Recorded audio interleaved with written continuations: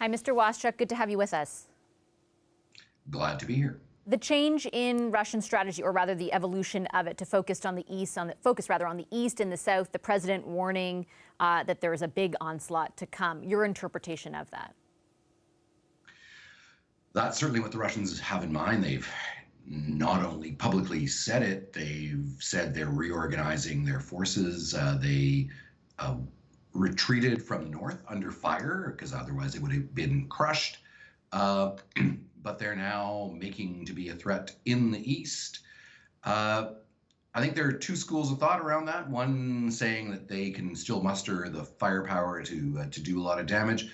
Others who say that they were so badly mauled elsewhere in the country that it's not going to be a particularly well re-equipped or remotivated force that we're going to see.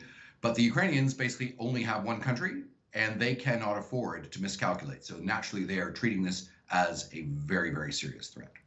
And is it, do you think, to allow for the Russians to go back to Kiev? Do you think they're done with Kiev? Do you think they're done with the parts that they had to retreat from? Like, what might be the bigger, the more long-term strategy here? Right. Rhetorically, they're not. Their TV propagandists for the past couple of days have been saying, right, this time we're just going to nail them all moving from the east. And then we have to basically de-Ukrainianize every square centimeter of the country before Russia can be safe. Now, do they actually expect that? Would they like to regain the advantage to then again have a round of talks where they can dictate to the Ukrainians? Probably. The Ukrainians naturally would like to deny them that opportunity, and on the contrary, would like to knock them back so that the Russian delegation that comes to Istanbul or wherever next will be more reasonable in terms of the terms it is willing to talk about.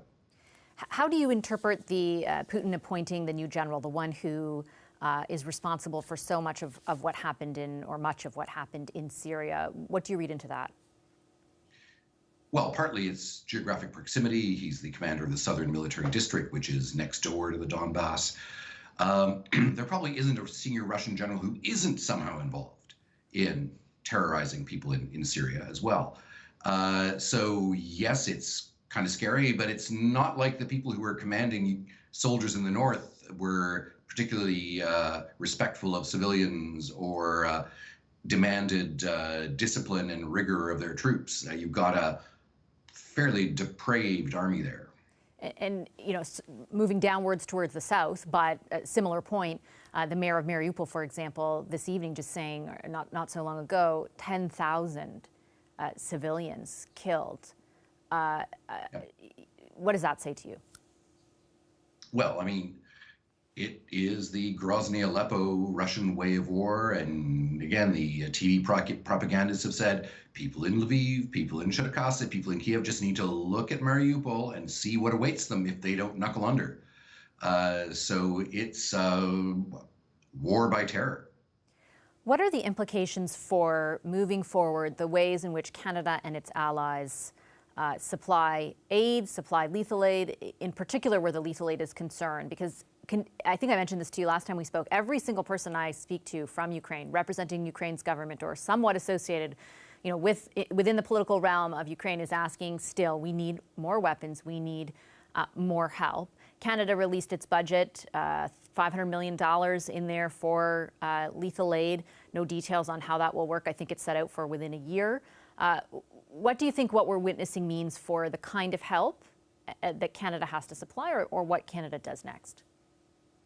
Well, I mean, $500 million is a very robust package for Canada of military aid.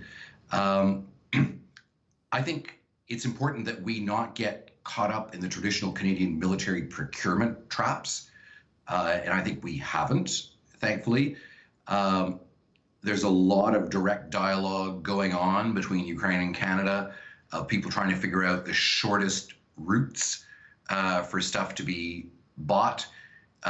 Clearly, Canada doesn't have $500 million worth of spare arms in the Canadian Forces armories.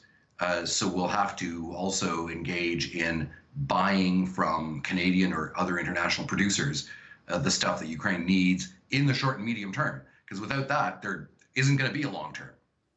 So yes, it's a year-long commitment, but the next 6 weeks to 3 months is a key period. So I think people on the federal procurement and facilitation side need to be burning the midnight oil.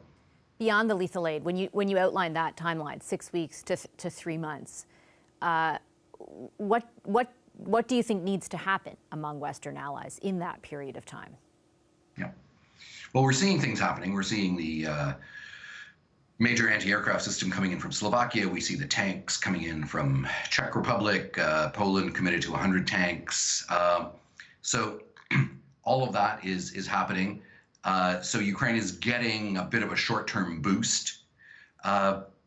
We do have to start thinking about the medium term, though, because at some point, Ukraine is going to run out of old Soviet ammunition, old Soviet systems that can be repurposed. They've also captured some from the Russians. They're working on those. So at some point also then transitioning them to Western systems will have to happen. And we've seen examples of that. There's, I think, a video of Secretary Austin talking to Ukrainian troops, learning new American tech somewhere in the States before returning to Ukraine.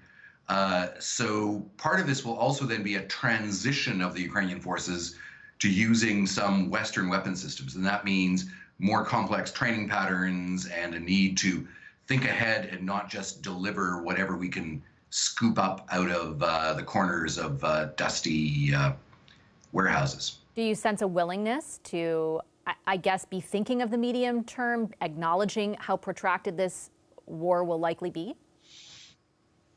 Well, I think, again, I think I do see it. I think even in our commitment, as I say, next 6 weeks to 3 months is key, but nobody has ever spent $500 million in 3 months. That means that we need to have segments that are upfront, front-loaded, but also that with a considerable sum like that, you will start moving into the medium-term weapon systems that you need to think about. Okay, Mr. Waschuk, I'll leave it there. Thank you as always. You're very welcome.